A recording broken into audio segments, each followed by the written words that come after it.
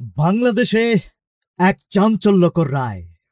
ক্ষমতাচ্যুত সাবেক প্রধানমন্ত্রী শেখ হাসিনাকে আন্তর্জাতিক অপরাধ ট্রাইব্যুনাল মৃত্যুদণ্ড দিয়েছেন।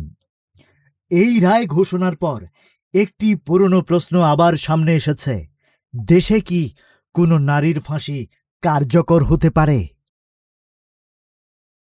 কারাসূত্র বলছে, স্বাধীনতার পর থেকে শতাধিক নারীর বিরুদ্ধে ফাঁসির রায় হলেও আজ পর্যন্ত একজনেরও মৃত্যুদণ্ড কার্যকর হয়নি। এমনকি কাশিমপুরের একমাত্র নারী কারাগারেও নেই কোনো ফাঁসির মঞ্চ। আইন কি বলছে? আইন বলছে অপরাধের গুরুত্ব অনুযায়ী শাস্তি দেওয়া হয়, সেখানে নারী পুরুষের কোনো আলাদা সুবিধা নেই। কিন্তু বাস্তব চিত্র ভিন্ন। মৃত্যুদণ্ডপ্রাপ্ত ৯৪ জন নারী বন্দীর মধ্যে আছেন বরগুনার আয়েশা সিদ্দিকা মিন্নি এবং নুসরাত হত্যা মামলার দণ্ডপ্রাপ্ত কামরুন নাহার মনির মতো অনেকে।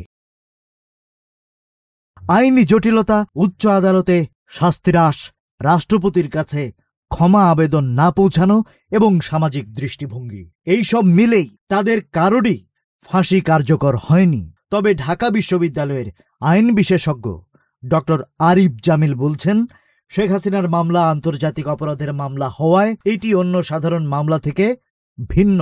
এই রায় কার্যকর হলে তা হবে প্রথম ঘটনা এবং অপরাধের প্রেক্ষাপট ভিন্ন হওয়ায় তা কোনো বিস্ময় সৃষ্টি করবে না। এখন প্রশ্ন হল, আইনি বাধা না থাকা সত্ত্বেও এতদিন যে নজির তৈরি হয়েছে, শেখ হাসিনার ক্ষেত্রে কি তার ব্যতিক্রম হবে? এই ঐতিহাসিক রায়ের পরিণতি কি হবে, সেদিকেই তাকিয়ে আছে পুরো দেশ।